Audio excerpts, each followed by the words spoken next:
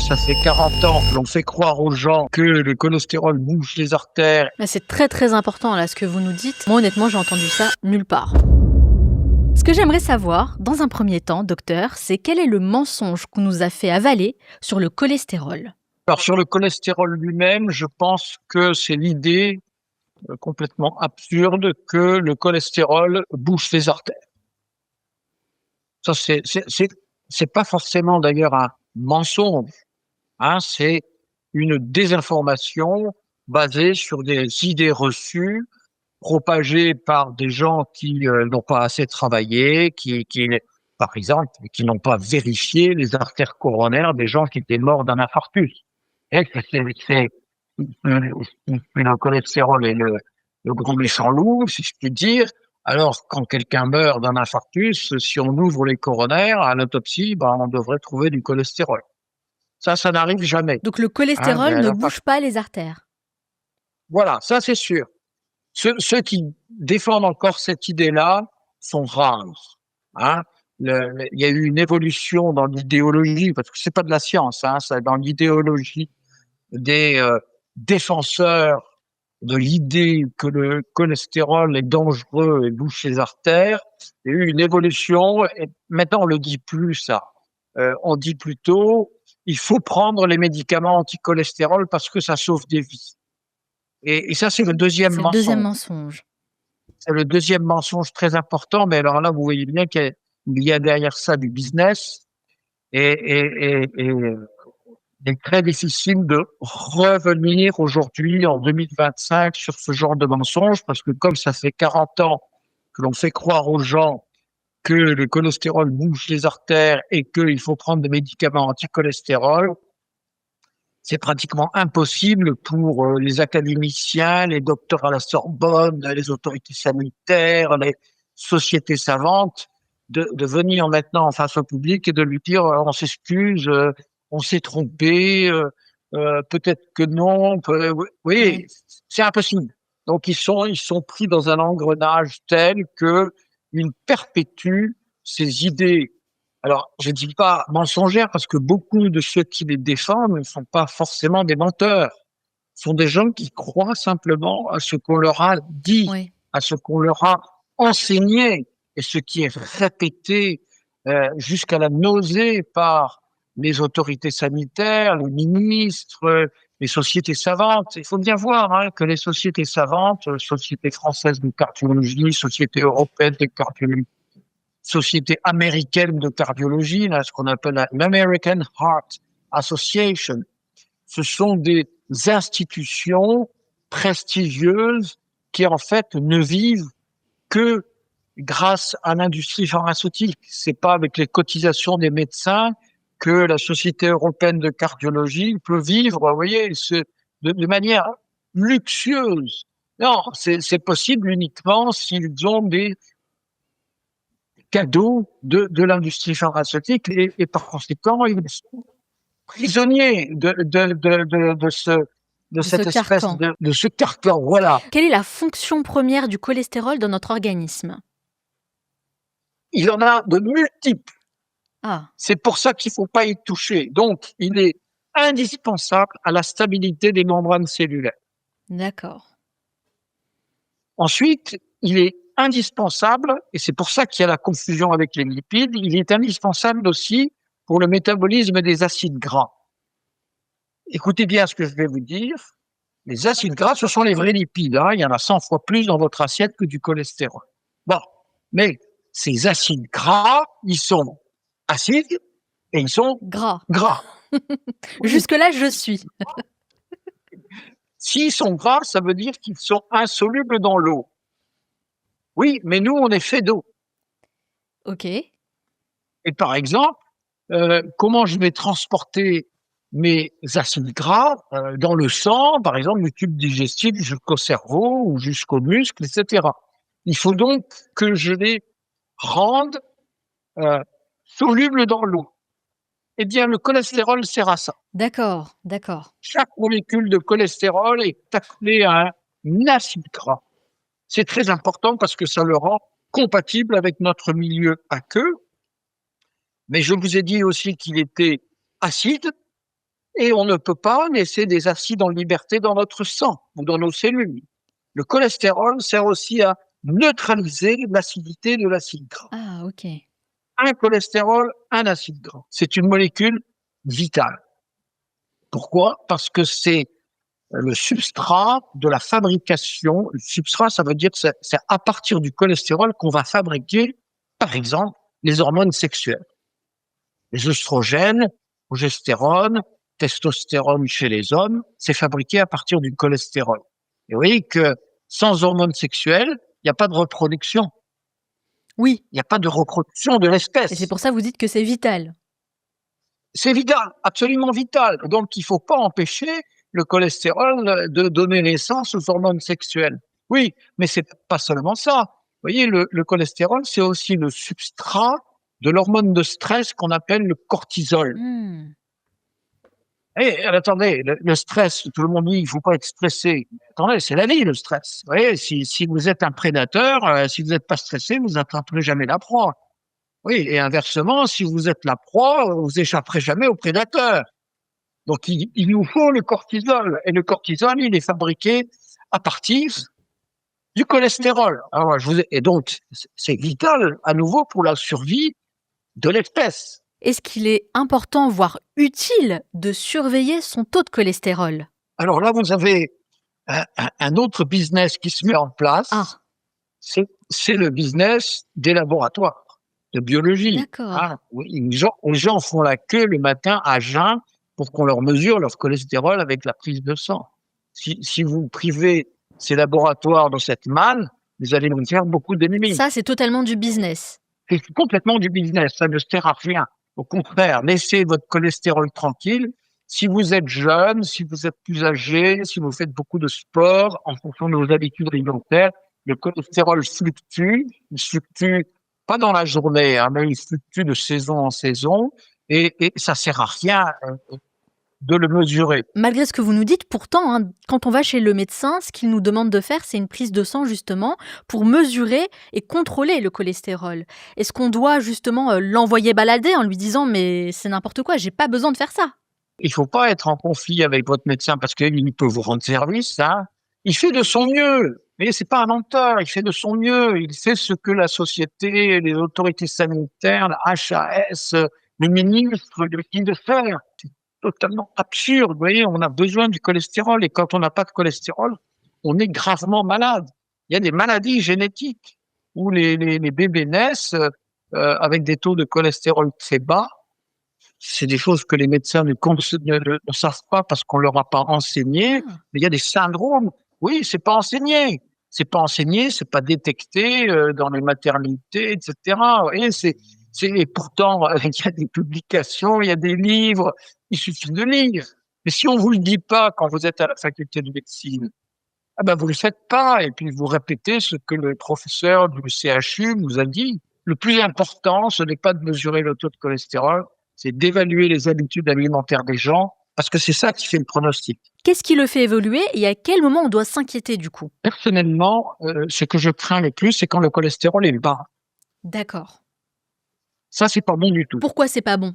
Parce qu'un cholestérol bas, que ce soit chez un enfant, un adolescent ou un adulte, quand un cholestérol est très bas, là, on sait très bien que c'est la porte ouverte à un certain nombre de pathologies. Pathologies du système immunitaire, on va faire plus facilement des infections, on va faire plus facilement des cancers, on va faire plus facilement des dépressions. Ah. Et donc, oui, bien sûr, les neurones sont pleins de cholestérol. Hein, le cerveau, c'est l'organe qui contient le plus de cholestérol. Pourquoi? Parce que pour que les neurones fonctionnent bien, il faut qu'ils communiquent entre eux par des fils qu'on appelle des axones. Et ces axones, ils sont emballés dans une substance qu'on appelle la myéline. Et la myéline, c'est riche en cholestérol. Et les maladies démyélinisantes, sclérose en plaques, etc., ce sont des maladies graves. Et il ne faut pas manquer de myéline, donc il ne faut pas manquer de cholestérol. Et alors comment on peut se retrouver avec un cholestérol bas? Qu'est-ce qui provoque ça? Soit pour des raisons génétiques. Chacune de nos cellules est capable de fabriquer du cholestérol en fonction de ses besoins. Malheureusement, il y a des maladies génétiques de la synthèse du cholestérol. Et mis à part les maladies génétiques, C'est les médicaments. Quel type de médicaments? Eh bien, les médicaments anti-cholestérol. Oh! Mais c'est une spirale infernale. L'âge et les hormones. Vous voyez, je vous ai donné l'exemple des ovaires, mais les ovaires fabriquent des hormones sexuelles, estrogène, progestérone, etc., à partir du cholestérol. Oui, mais à la ménopause, les ovaires sont épuisés et ne fabriquent plus d'hormones sexuelles. Et donc, tous ces organes envoient au cerveau le message, s'il te plaît, envoie-nous des hormones sexuelles. Et qu'est-ce que fait le cerveau? Eh ben, il dit aux ovaires, fabriquez des... Oui, mais les ovaires sont épuisés. Mais en même temps qu'il dit aux ovaires ou aux surrénales, fabriquez des hormones sexuelles, il dit au foie, envoie donc du cholestérol aux ovaires pour qu'ils aient le matériel pour faire les hormones sexuelles. Et donc, le cholestérol monte dans le sang. Ah, c'est à ce moment-là que ça monte, d'accord. Ah oui, au moment de la ménopause et au moment de l'andropause, le cholestérol dans le sang monte. Donc il y a beaucoup de Et oui, femmes à la ménopause qui se retrouvent avec un cholestérol élevé. oui, pas forcément très élevé, mais ça monte, ça c'est sûr. Et à ce moment-là, le Oui, médecin va prescrire des médicaments. et voilà. Et c'est justement ce qu'il faut pas faire. Alors, il peut faire autre chose, le médecin. Il peut donner des hormones de substitution. Mais le risque cardiovasculaire, qu'est-ce qui se passe là quand on donne des hormones de substitution? Je sais pas, dites-le nous. Le risque cardiovasculaire augmente. Ah, d'accord. Vous avez ce phénomène extraordinaire d'une diminution du cholestérol d'un côté et une augmentation des complications cardiovasculaires en même temps et des cancers. Je ne sais pas s'il y a de belles démonstrations de l'importance du cholestérol dans le risque cardiovasculaire. Ah, c'est très très important là ce que vous nous dites. Moi honnêtement, j'ai entendu ça nulle part. Qu'est-ce qu'on doit savoir pour se préserver de ces maladies? Eh bien, il faut savoir quelles sont les causes. Les causes des maladies cardiovasculaires, c'est d'une part une prédisposition génétique, il y a des familles où de génération en génération, on fait des AVC, on fait des infarctus. Et puis, il y a le mode de vie. Et c'est malheureusement, lorsque se croisent le facteur génétique et le facteur mode de vie, chez une personne donnée, à un moment donné, qu'il y a la catastrophe. Les facteurs génétiques, ça s'étudie. Il faut fabriquer, si je puis dire, l'arbre généalogique. Ah d'accord. En général, avec un entretien un peu prolongé avec une personne malade, on arrive à avoir un arbre généalogique suggestif. Ensuite, on fait une prise de sang pour vérifier un certain nombre de paramètres qui sont évocateurs d'une prédisposition familiale. Est-ce que c'est une fatalité ou est-ce qu'on peut corriger ça? La plupart de ces facteurs peuvent être modifiés un petit peu par le mode de vie. On n'est pas toujours capable d'abaisser ces paramètres, mais on sait les neutraliser. Et vous Et qu'est-ce que valorisez l'on... un régime alimentaire très important qui est le régime alimentaire méditerranéen. Et oui, c'est ce qu'on a fait. C'est exactement ce qu'on a fait. Et dans nos essais cliniques, on a comparé les habitudes alimentaires méditerranéennes, grosso modo ceux des Grecs, des Italiens, des Espagnols et des Provençaux, avec les régimes anti-cholestérol qui étaient préconisés dans les hôpitaux universitaires. Ça, c'était extraordinaire. C'était vraiment le régime anti-cholestérol contre le régime méditerranéen. 60% de réduction du risque avec le régime méditerranéen sans Énorme. avoir d'effet sur le cholestérol. Énorme. L'alimentation méditerranéenne est absolument délicieuse. J'aimerais que vous nous disiez quels sont ses bienfaits. Alors, les bienfaits ne se résument pas à la diminution du risque cardiovasculaire. Moins de cancer, moins de diabète, moins de dépression, le déclin cognitif lié à l'âge moindre, etc., moins d'Alzheimer, c'est la bonne santé. Évidemment, il y a une réduction drastique des aliments d'origine animale. D'accord, donc on mange moins de viande. Le Méditerranéen n'est pas végétarien, mais il les réduit considérablement. Vous voyez, j'ai connu une période où on mangeait de la viande midi et soir. Oui, à tous les repas. À tous les repas, oui. Donc le Méditerranéen, il n'a jamais fait ça. Et puis les produits animaux, ils servaient à donner du goût, mais c'était surtout ce qu'il y avait autour, les pommes de terre, les pâtes, et puis je sais pas moi, chou-fleur, les brocolis, etc., les haricots verts, etc. Vous voyez, et puis on mangeait beaucoup de céréales. Le Méditerranéen, c'est quelqu'un qui mange du pain. Alors, l'Italien, à l'époque, hein, il mangeait des pâtes à chaque repas. Chez les Espagnols, ça sera plutôt le riz, hein, typiquement la paella. Chez les Grecs, hein, ça sera plutôt la pomme de terre. Ensuite, évidemment, il y a des légumes.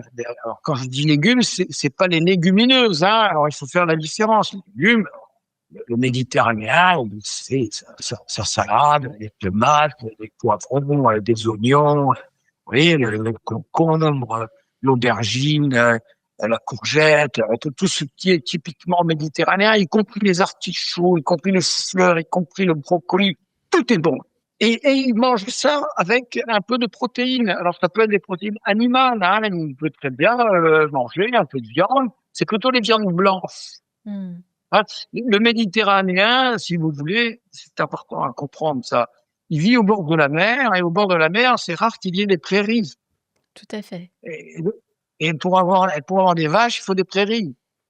Donc le Méditerranéen, il va plutôt se servir chez les gallinacés, les poulets, les canards, s'il y a une mare, et puis ça sera du lait de brebis ou du lait de chèvre, et non pas du lait de vache.